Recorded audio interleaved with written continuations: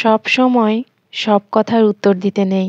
মাঝে মাঝে সম্মান রক্ষার জন্য চুপ করে থাকাই বুদ্ধিমানের কাজ। একজন নীরব ব্যক্তিকে কখনোই বোকা মনে করবেন না। সে চুপ থাকে কারণ সে বুদ্ধিমান। অনেক সময় নীরবতা অনেক কিছুই বলে, কিন্তু তা সবাই বুঝতে পারে না। যে আপনার কথাকে মূল্য দেয় না, তার কাছে চুপ থাকাটাই সেরা উত্তর। বিসমিল্লাহির রহমানির রহিম। আকিব রাফিদ মাম বলছি। সবাইকে আসসালামু আলাইকুম। কেমন আছেন সবাই? আমরা তো বেশ ভালো আছি, আলহামদুলিল্লাহ। সকালবেলাতেই ছেলের জন্য টিফিন রেডি করছি। গতদিন যে রোলগুলো বানিয়েছিলাম সেখান থেকে 3 পিস রোল বের করে নিয়েছি, আর সেগুলোই ভেজে নিচ্ছি। অফ ক্যামেরায় রুটি ভেজে নিয়েছি, আর রুটি ছেলেকে খেতে দিয়েছি। সে খাওয়া বাদ দিয়ে রান্নাঘরের দিকেই তাকাচ্ছে যে রোল কখন ভাজা হবে। রোল খেয়েই তারপর স্কুলে যাবে। তো 3টার মধ্যে 2টা আমি টিফিনের জন্য দিয়ে দিচ্ছি, আর একটা ওকে দিয়ে আসলাম। ও এখন খাবে, তারপর স্কুলের জন্য রেডি হবে।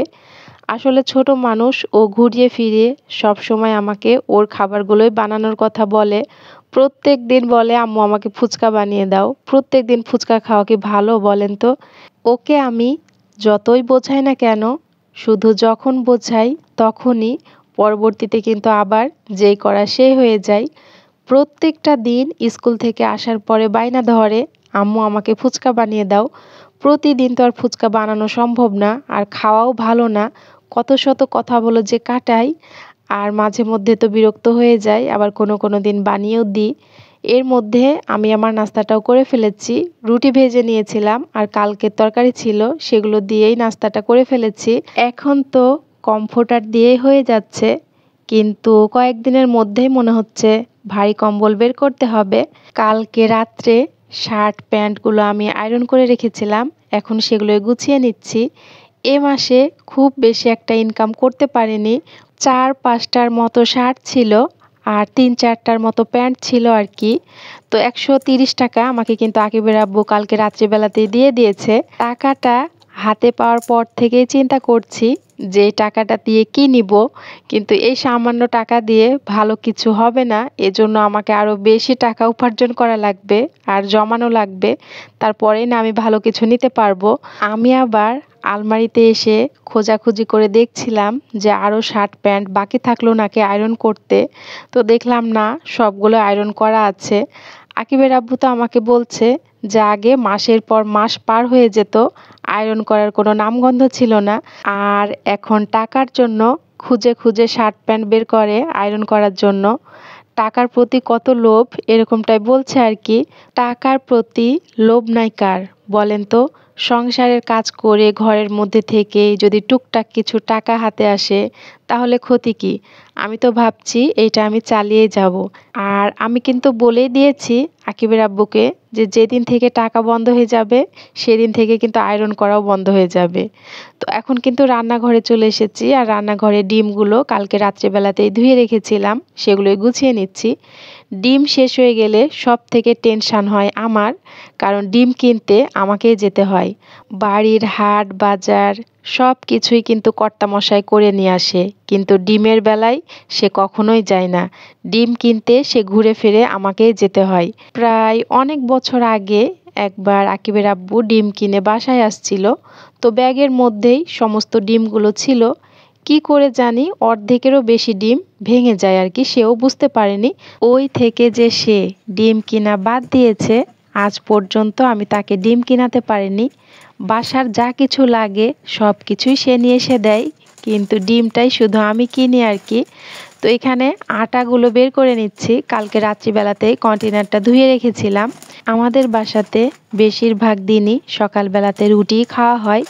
পরোটাটা মাঝে মধ্যে বানাই, আর খিচুড়িটা টুকটাক যখন সময় পাই তখনই রান্না করে ফেলি। তো এভাবে করে চালিয়ে নিই দিনগুলো। আকিবের আব্বু রুটি খেতে খুব বেশি পছন্দ করে। আমি যদি রাত্রিবেলাতেও রুটি বানিয়ে দিই সে খাবে, কিন্তু আমি এতটা বানিয়ে দিতে পারি না। সকালে একবার, রাতে একবার, অনেকটা ঝামেলা হয়ে যায়। তো এই যে উপর সাইডে কিন্তু আমার এরকমটা, এখানে সব কিছু আমি উঠিয়ে রাখি, যত টুকটাক বাজার নিয়ে আসা হয় আর কি। মানে শুকনা যে বাজারগুলো নিয়ে আসা হয় সেগুলো তো ছোট ছোট পটে করে উঠিয়ে নিই। তারপরে এক্সট্রা যতটুকু থেকে যায় সেগুলোই আমি ওই বালতিটার মধ্যে ভরে রেখে দিই আর কি। আর এখানে বাদাম ভেজে নিচ্ছি। আসলে বাদাম আমরা ছোট বড় সবাই খেতে ভীষণ পছন্দ করি। তো বাদাম ভাজার সময় চুলার আঁচটা একেবারে লো হিটে রেখে কিন্তু ভাজতে হয়, না হলে দেখা যায় উপরের দিকটা পুড়ে যায় আর ভিতরে কাঁচা থাকে। বাদাম ভাজার পরে সাথে সাথেই কিন্তু চুলা থেকে নামানো যাবে না। কিছুক্ষণ আমি চুলার উপরে রেখে দিয়েছিলাম আর এখন ঠান্ডা হয়ে গিয়েছে। তারপরে নামিয়ে নিয়েছি আর এখন কিন্তু একেবারে খাওয়ার উপযোগী হয়ে গিয়েছে। আর এখানে এখন দুপুরে রান্না বান্না করব। মুরগির গোস্ত আজকে মাখিয়েই বসিয়ে দিলাম ইলেকট্রিক চুলাতে। আর ওইদিকে আমি করলা ভাজি করব, এজন্য সব কিছু কেটে নিয়েছি। আর পাতাকপি ভাজি করব, পাতাকপিটাও ধুয়ে নিয়েছি। আমি কিন্তু গ্যাসের সব সময় এই একটা চুলা দিয়েই রান্না করি, আর একটা চুলা সেরকমভাবে ব্যবহারই করতাম না। তো ওই চুলাটা দিয়ে না আমার কালি উঠতো, এজন্যই আমি ব্যবহার করতাম না। তো কালকে সন্ধ্যাবেলায় গিয়ে আমি এটা ঠিক করে নিয়ে এসেছি। তো যখন কোনো কিছু নষ্ট হয়ে যায় তখন কিন্তু মেরামত করার দায়িত্ব আমারই থাকে। কোনো কিছু নষ্ট হয়ে গেলে সে কখনোই মেরামত করতে চায় না, বলে যে না থাক, মেরামত করার কোনো দরকার নাই, আমি আবারও নতুন দেখে কিনে দিব। কিন্তু এটা আমার সংসার জীবনের প্রথম একটা চুলা, এটার প্রতি আমার অনেক মায়া। আর চুলাটা একেবারে খারাপ না আর একেবারে নষ্টও হয়ে যায়নি, শুধু একটা চুলা দিয়ে কালি উঠতো। তো সেটাই আমি কালকে রাত্রিবেলায় গিয়ে ঠিক করে নিয়ে এসেছি। এখন আল্লাহর রহমতে ভালোই চলছে, এখন পর্যন্ত আর কোনো সমস্যা হয়নি। তো ভিতরের সমস্ত কিছু চেঞ্জ করে আবারও নতুন করে লাগিয়ে নিয়েছি। একটা চুলা কিন্তু কিনলেই কেনা যায়, কিন্তু সংসার জীবনের প্রথম একটা জিনিস অন্যরকম একটা মায়া জড়িয়ে থাকে, কেন জানি না ফেলতে ইচ্ছে করে না। ভবিষ্যতে যে চুলা কিনবো না এরকমটা না, যখন দেখবো যে না একেবারে চলছে না, ওইটা দিয়ে আর হবেই না, তখন কিন্তু পরবর্তীতে আবারও চিন্তা ভাবনা করব চুলা কেনার জন্য। কিন্তু এখন যদি অল্প একটু টাকা খরচ করে চুলাটা চালিয়ে নেওয়া যায় তাহলে ক্ষতি কি? কোনো কাজ কিন্তু ফেলে রেখে আমার ঘুম আসে না আর আমি বসেও থাকতে পারি না। যতই রাত হোক না কেন আমি আমার কাজ কমপ্লিট করেই তারপরে ঘুমাতে যাই। আমাকেই তো করতে হবে, সেটা আজ অথবা কাল কিংবা কিছুক্ষণ পরে। আমার কাজ আমি সব সময় কমপ্লিট করে রাখারই চেষ্টা করি। আমি আমার কোনো কাজকে কোনো সময় ছোট মনে করি না। সেটা হোক চুলা মেরামত করা, বাথরুম পরিষ্কার করা, ঘর মোছা, ঘরের ঝোল ঝাড়া। আমি তো চেষ্টাই করে যাচ্ছি আমার সংসারটাকে সুন্দর করে পরিপাটি করে রাখার জন্য, গুছিয়ে রাখার জন্য। কেনই বা কাজগুলোকে ছোট মনে করব আর কেনই বা কাজগুলো ফেলে রাখবো? আমি তো সর্বদা যথাসাধ্য চেষ্টা চালিয়ে যাচ্ছি আমার সংসারটাকে সুন্দরভাবে গুছিয়ে পরিপাটি করে পরিচালনা করার জন্য। তো এখানে কিন্তু সব কিছু রান্নাবান্না হয়ে গিয়েছে, সব কিছু টেবিলে আমি দিয়েও দিয়েছি। তারপরে রান্নাঘরটা পরিষ্কার করে নিয়েছি। এর মধ্যেও কিন্তু অনেক কাজই করেছি, সেগুলো আর শেয়ার করা হয়নি। বাচ্চাদেরকে গোসল করিয়ে দিয়েছি। রান্নাঘরটা এটা আমার কাজের জায়গা, এখানে আমি সারাটা দিন কাজ করি। আমি খুব বেশি জিনিসপত্র দিয়ে হিজিবিজি করে রাখি না। আমার রান্নাঘরটা সবসময় এরকমটাই থাকে। আর যে জিনিসটা যেখানে রাখার সেটা আমি সেখানেই গুছিয়ে রাখি। আর প্রয়োজন হলে বের করি, আবারও জায়গা মতো প্রয়োজন শেষ হলে গুছিয়ে রেখে দিই আর কি। বাসার অন্যান্য জায়গাগুলো আমি চাইলেও গুছিয়ে রাখতে পারি না, কারণ বাচ্চারা সারাদিন এলোমেলো করতেই থাকে। আর আমার গ্যাসের চুলাটা মেরামত করতে প্রায় ৭০০ টাকার মতো লেগেছিল। আর এটা ছিল একেবারেই সন্ধ্যার পরে। একটু নুডলস রান্না করে নিয়েছি, তারপরে এখানে একটু আদা চা বানাবো।